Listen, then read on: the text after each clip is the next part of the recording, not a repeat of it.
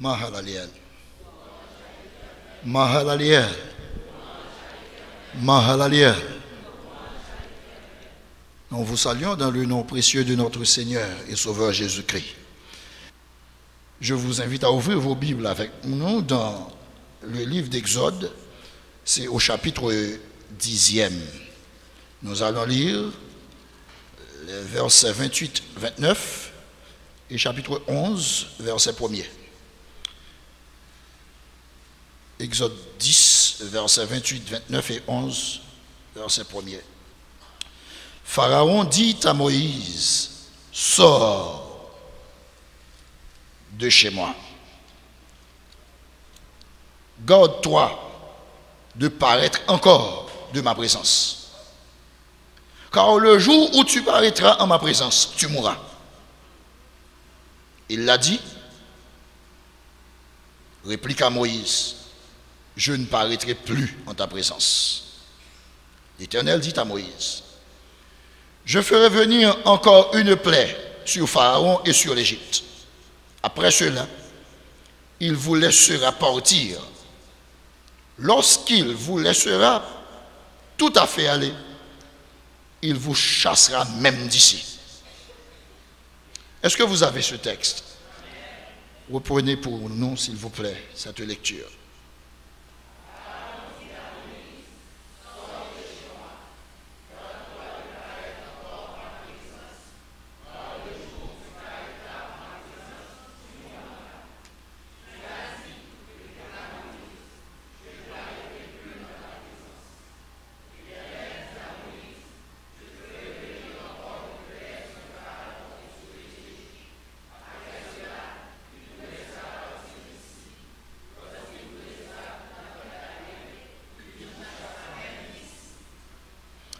Amen. Si on pourrait trouver un titre à ce message, on pourrait parler de la mort à la vie. De la mort à la vie. Et il y a un verset qui retient mon attention ici. C'est le verset 28 où Pharaon dit à Moïse, sors de chez moi. Garde-toi de parler encore, de paraître encore en ma présence.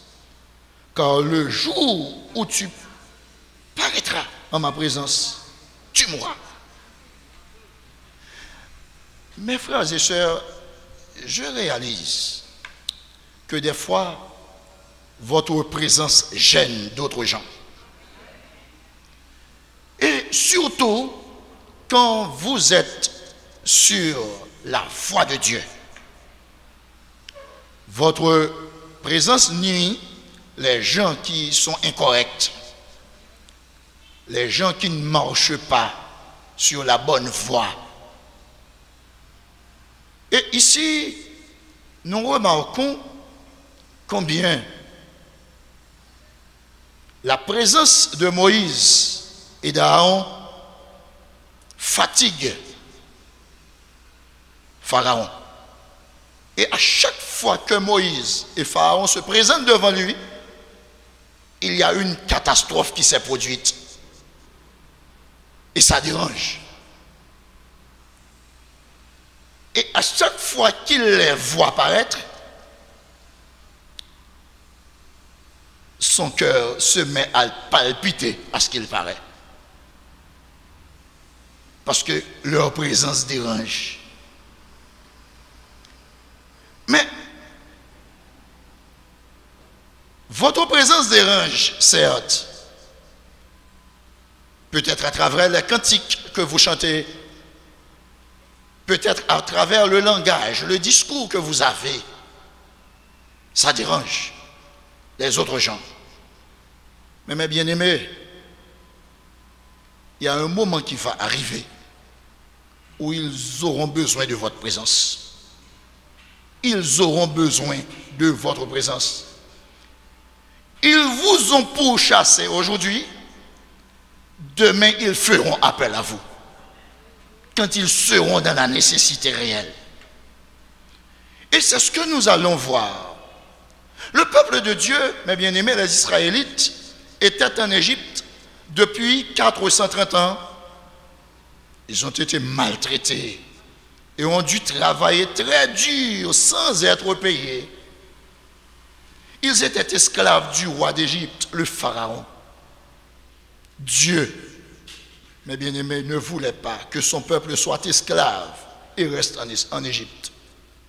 Il voulait qu'ils puissent aller et venir à leur guise, afin qu'ils puissent être libres de l'adorer et d'avoir leur propre terre. Dieu a envoyé Moïse et son frère Aaron à Pharaon avec un message. Et le message était celui-ci: laissez partir mon peuple. Encore et encore, Moïse et Aaron ont amené le même message à Pharaon, mais la réponse était toujours la même: non, je ne laisserai pas partir les gens.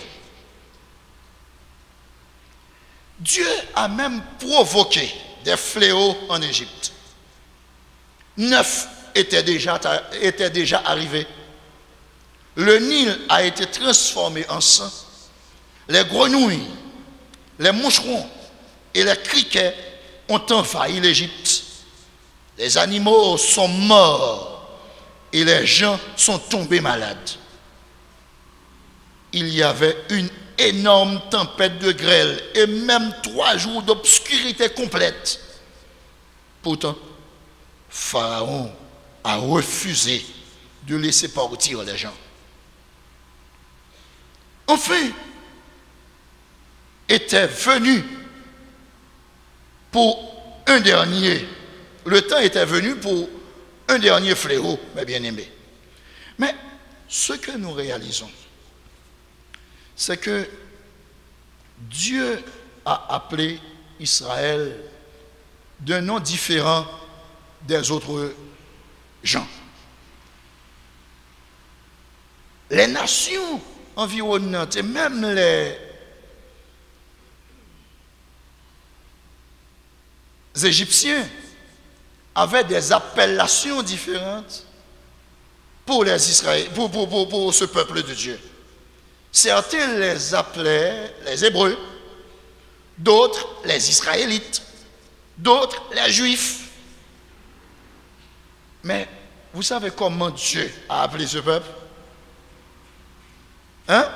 Vous savez comment Dieu a appelé ce peuple? Mon fils premier-né. Mon fils premier-né. Lisons dans Exode, chapitre 4, versets 21 à 23. Vous allez voir. Mon fils premier-né. L'Éternel dit à Moïse: en partant pour retourner en Égypte, vois tous les prodiges que je mets en ta main. Tu les feras devant Pharaon et moi, j'endurcirai son cœur. Il ne laissera point aller le peuple. Tu diras à Pharaon: ainsi parle l'Éternel, Israël est mon fils, mon premier-né. Je te dis, laisse aller mon fils pour qu'il me serve. Si tu refuses de le laisser aller, voici, je ferai périr ton fils, ton premier-né. Donc, vous remarquez que ce n'est pas au hasard que Dieu va faire appel à la dernière plaie. Ce n'est pas sans hasard, ce n'est pas au hasard, excusez-moi, que Dieu va faire appel à la dernière plaie. Donc, son fils, son premier-né est maltraité par les Égyptiens. Dieu, en revanche, va attaquer le premier-né des Égyptiens. L'Éternel dit à Moïse, Exode chapitre 12, et à Aaron dans le pays d'Égypte: ce mois-ci sera pour vous le premier mois, le premier des mois. Il sera pour vous le premier des mois de l'année. Donc il y a quelque chose qui va commencer là. On est à un début d'année. On va avoir un début d'année. Une nouvelle ère va commencer pour vous. Parlez à toute l'assemblée d'Israël et dites, le 10e jour de ce mois, on prendra un agneau pour chaque famille, un agneau pour chaque maison. Là, on va commencer avec la fête. Ça, c'est la fête avant le moment. C'est la fête qui va préparer le moment, mes bien-aimés. Et au menu, qu'est-ce qu'on devrait avoir? Du pain et de la viande. D'abord, Exode chapitre 12, verset 15, nous lisons, pendant 7 jours, vous mangerez des pains sans levain. Dès le premier jour, il n'y aura plus de levain dans vos maisons, car toute personne qui mangera du pain levé, du premier jour au 7e jour, sera retranché d'Israël. C'est que, généralement, mes bien-aimés, lorsque Dieu passe un ordre, il y a toujours des rigueurs. Dieu n'a jamais appliqué de demi-mesure lui-même. Quand il parle, il signe après. Et c'est ce Dieu que nous servons. C'est pourquoi nous ne devons pas plaisanter avec ce Dieu. Parce que ce Dieu-là, c'est un Dieu d'autorité. Et il exerce toujours son autorité, mes bien-aimés. Et qu'en est-il de la viande? Au verset 8, toujours le même chapitre, cette même nuit, on en mangera la chair rôtie, c'est-à-dire la chair de l'animal, c'est le mouton, le mouton. Donc, rôti au feu, on la mangera avec des pains sans levain et des herbes amères. Encore pain sans levain et des herbes amères. L'amertume, la souffrance du peuple. On ne donne pas trop de détails aujourd'hui. Donc, mais vous savez que le peuple devrait tuer un agneau sans défaut. Un agneau sans défaut, un agneau mâle, sans défaut. Donc, ou bien une chèvre sans défaut. Donc, c'était l'ordre de l'Éternel, mes bien-aimés. Et c'était un repas qui devrait se prendre à la hâte. Comment se vêt-il? Il devrait manger le repas de la Pâque tout habillé. Parce que c'est le dernier jour. Dieu ne donne plus de temps. On devrait être tout habillé et prêt à partir. Dieu savait que son peuple quitterait l'Égypte de cette nuit-là même. Parce que quand Dieu fixe un temps, mes bien-aimés, il ne dépasse pas le temps fixé. Et personne ne peut empêcher au temps de s'accomplir. Non, ça c'est Dieu. C'est nous qui ne savons pas. Quand Dieu nous fait une promesse, quand cela doit être arrivé, nous ne savons pas, nous n'avons pas le contrôle du temps. Mais Dieu sait quand est-ce que sa promesse sera accomplie. Et le jour même, Dieu met les conditions pour que ce soit réalisé. Et dans Exode chapitre 12, verset 11, nous lisons, quand vous le mangerez, vous aurez vos reins sains, vos souliers aux pieds et votre bâton à la main, et vous le mangerez à la hâte. C'est la Pâque de l'Éternel. C'est la Pâque de l'Éternel. Donc l'Éternel va passer. L'Éternel va libérer son peuple. L'Éternel va délivrer son peuple. Donc, on va passer des pleurs à la réjouissance. Mais bien aimé, si vous pleurez aujourd'hui, pensez à votre moment de réjouissance. Dieu va vous donner ce moment de réjouissance. Le chrétien ne va pas passer tout son temps à pleurer. Nous n'allons pas passer tout notre temps, mes bien-aimés, à voir les choses mauvaises. Il y a la félicité aussi. Et il faut se préparer pour ce moment de félicité. Il faut se faire éclater en ce jour-là. Le moment de la félicité, il faut l'attendre, mes bien-aimés. Et ce que nous réalisons, c'est que Dieu, quand il fait les choses, il les planifie bien. Au milieu de la nuit, chapitre 12, verset 29, l'Éternel frappa tous les premiers-nés dans le pays d'Égypte, depuis le premier-né de Pharaon assis sur son trône, jusqu'au premier-né du captif dans sa prison, et jusqu'à tous les premiers-nés des animaux. Dieu est strict dans sa sentence. De même que ce Dieu est un Dieu d'amour, mes bien-aimés. Mais quand il sanctionne réellement. Quand il aime, il chérit beaucoup. On est dépassé par ce qu'il fait. On est étonné quand il agit. Mais quand il sanctionne aussi, même devant ces sanctions, on est étonné.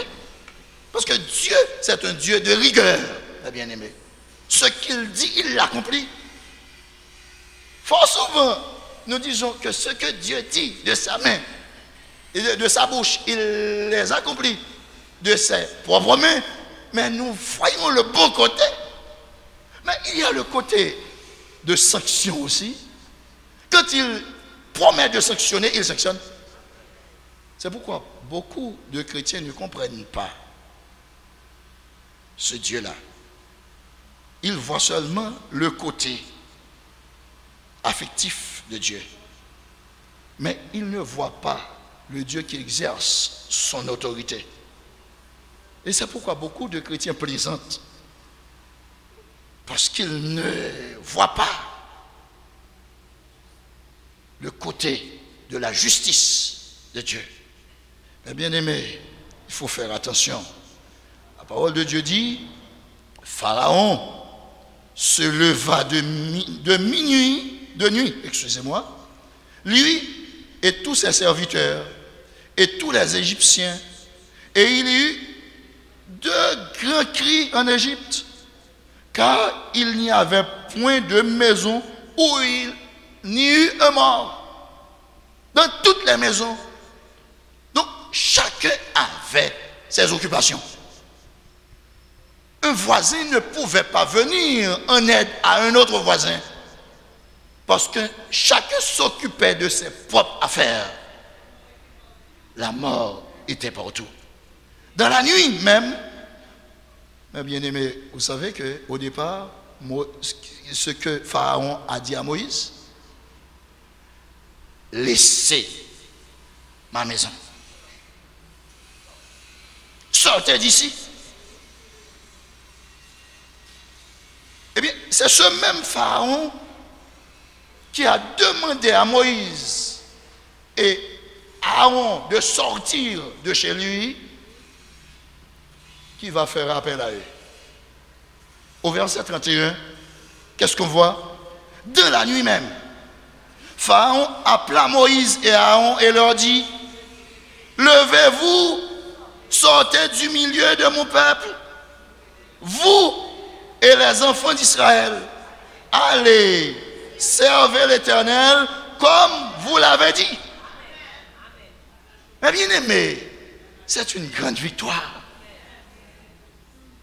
C'est une grande victoire.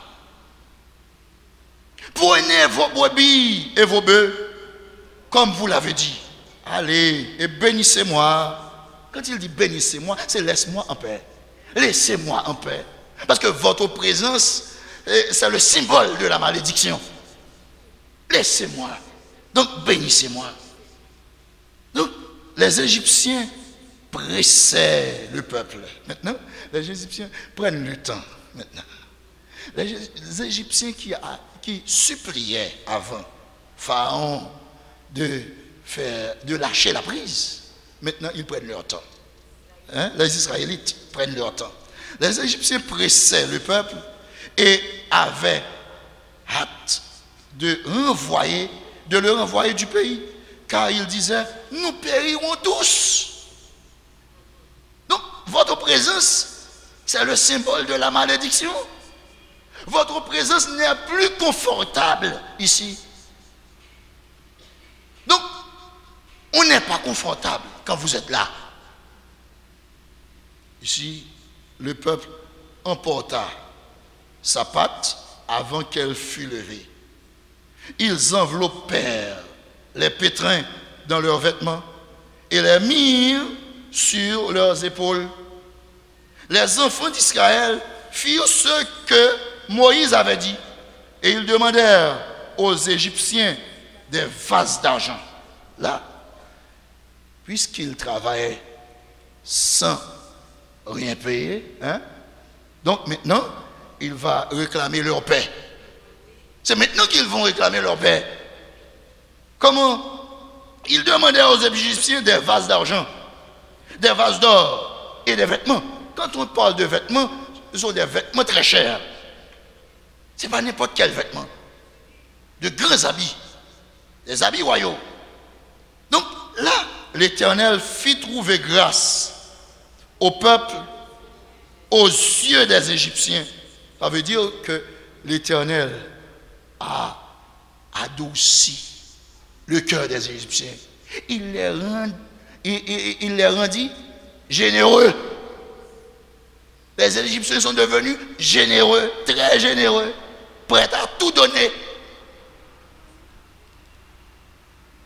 Donc, aux yeux des Égyptiens qui se rendirent à leur demande, et ils dépouillèrent les Égyptiens. Donc, ils ont dépouillé les Égyptiens sans armes. Ils ont dépouillé les Égyptiens sans faire la guerre avec eux. Est-ce que vous comprenez? Mais bien aimé, parfois, on n'a pas besoin de réagir brutalement face à l'ennemi pour qu'on ait ce dont on a besoin.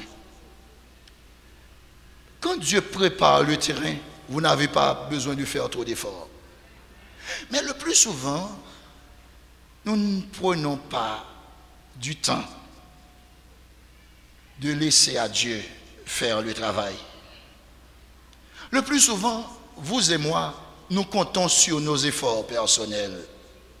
Nous pensons que nous pouvons faire telle ou telle chose. L'intérêt est en jeu. Ah, qu'est-ce que je vais faire? Mais mes bien-aimés, le chrétien n'a autre chose que de contacter son Dieu. Il y a des choses, des conditions dans lesquelles vous vous trouvez. Vous n'avez pas d'autre possibilité. La seule possibilité que vous avez, c'est Dieu. Vous n'avez pas besoin de penser à un directeur, penser à un administrateur, penser à quelqu'un de plus fort qui peut vous aider. Mais allez auprès de Dieu. Attendez la réponse de Dieu. Quand vous allez auprès de Dieu, vous n'allez pas réagir tout de suite. Attendez à ce que Dieu vous donne les mots, les paroles nécessaires pour vous présenter là où vous allez. Dieu, mes bien-aimés, fait des choses extraordinaires. Mais c'est quand on lui fait confiance. Trop souvent, nous faisons confiance à nous-mêmes. Nous ne faisons pas confiance à Dieu, mes bien-aimés. La parole de Dieu, c'est que Dieu exerce sa colère sur ceux qui détruisent les siens. Dieu prend soin et protège ceux qui lui appartiennent. Je dis deux choses. Dieu exerce sa colère sur ceux qui détruisent les siens. Et Dieu prend soin et protège ceux qui lui appartiennent. C'est une préfiguration de ce qui doit arriver à nous autres aujourd'hui. Car aujourd'hui, mes bien-aimés, nous sommes les fils de Dieu. Et la Bible dit dans Romains chapitre 8, versets 14 à 16, car tous ceux qui sont conduits par l'Esprit de Dieu sont fils de Dieu. Avant c'était Israël. Israël était le premier-né. Et l'Église est constituée d'enfants de Dieu, mes bien-aimés. Car tous ceux qui sont conduits par l'Esprit de Dieu sont fils de Dieu. Et vous n'avez plus reçu un esprit de servitude pour être encore dans la crainte, mais vous avez reçu un esprit d'adoption par lequel nous crions Abba, Père. Et le verset suivant dit, l'Esprit lui-même rend témoignage à notre esprit que nous sommes enfants de Dieu. Donc en tant qu'enfants de Dieu, nous ne sommes pas n'importe qui, mes bien-aimés. Et la parole de Dieu nous dit que nous sommes rachetés par le sang de Christ. De même que Israël a été un peuple racheté de l'esclavage par Dieu. Eh bien, par le sang de Christ, nous autres aussi qui sommes ici sauvés, nous sommes des rachetés. Et c'est dans 1 Pierre chapitre 1er, versets 18 et 19 que nous lisons, sachant que ce n'est pas par des choses périssables, par de l'argent ou de l'or, que vous avez été rachetés de la vaine manière de vivre que vous aviez hérité de vos pères, mais par le sang précieux de Christ, comme un agneau sans défaut et sans tache. Donc nous sommes rachetés. Ce n'est pas par de l'argent, ce n'est pas par de l'or, mais par le sang de son Fils, mes bien-aimés. Et c'est pourquoi Dieu fait beaucoup de cas de nous. Parce que c'est le sang de son Fils. À chaque fois qu'il nous voit à travers le sang de son Fils. À chaque fois qu'il nous voit, cela nous rappelle son Fils qui a été immolé à la croix. Et on est important pour lui. On est devenu important pour lui. Ce n'est pas nous qui sommes importants, mais c'est le sacrifice de son Fils. Ce sacrifice nous rend importants. Et dans Éphésiens chapitre 1er verset 7, il est dit, en lui, nous avons la rédemption par son sang, la rémission des péchés selon la richesse de sa grâce. Mais bien aimés, Dieu triomphe sur ceux qui blessent ses enfants. Dieu triomphe sur ceux qui blessent ses enfants. Aujourd'hui, si vous êtes malheureux, sachez-le, demain, vous serez la personne dont vous avez besoin d'être. Vous serez la personne dont vous avez besoin d'être. Parce que les richesses de la grâce de Dieu sont à votre service.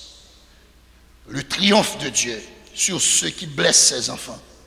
Dieu ne va pas laisser ceux qui vous maltraitent aujourd'hui dans leur position de triomphe.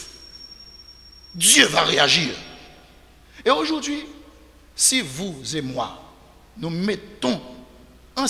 mettons ensemble pour évoquer réellement le nom de Dieu pour la situation qui se passe en Haïti, sachons-le bien. Mais bien aimés, au moment ou bien au temps fixé par Dieu, nous verrons sa gloire manifester. Mais nous n'allons pas prendre le devant. Il faut attendre le temps de Dieu. Nous voyons que la situation s'aggrave. La situation s'aggrave de jour en jour. Les nouvelles sont très mauvaises. Mais rappelons-nous que Dieu est sur son trône. Dieu est sur son trône. Et ne perdons pas courage. Parce que Dieu nous permettra de voir ce qui va se produire. Dieu nous permettra de voir ce qui va se produire, mes bien-aimés. Et nous lisons pour terminer ce matin dans Colossiens chapitre 2, versets 13 à 15. Colossiens chapitre 2, versets 13 à 15. Vous qui étiez morts par vos offenses et par l'incirconcision de votre chair, il vous a rendu à la vie avec lui, en nous faisant grâce pour toutes nos offenses. Il a effacé l'acte dont les ordonnances nous condamnaient et qui subsistait contre nous. Et il l'a détruit en le clouant à la croix. Il a dépouillé la domination. et les autorités et les a livrés publiquement en spectacle, en triomphant d'elle par la croix.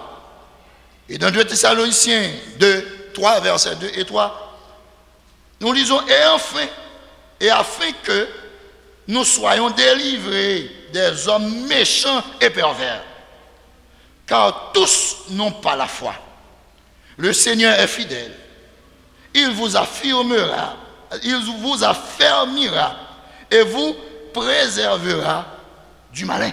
Mes bien-aimés, vous voyez, le malin que vous entendez triompher aujourd'hui, dans peu de temps, vous ne l'entendrez plus.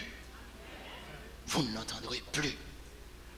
Dieu a déjà combattu les combats. Et la bataille d'Haïti n'est pas notre bataille à nous. Ce n'est pas la bataille des leaders politiques non plus, parce qu'ils vont aggraver la situation. C'est la bataille de Dieu. Plaçons notre confiance en Dieu et attendons cette victoire pour pouvoir la célébrer grandiosement. Et Dieu nous permettra de voir ce jour. Et nous chanterons de nouveaux cantiques en ce jour.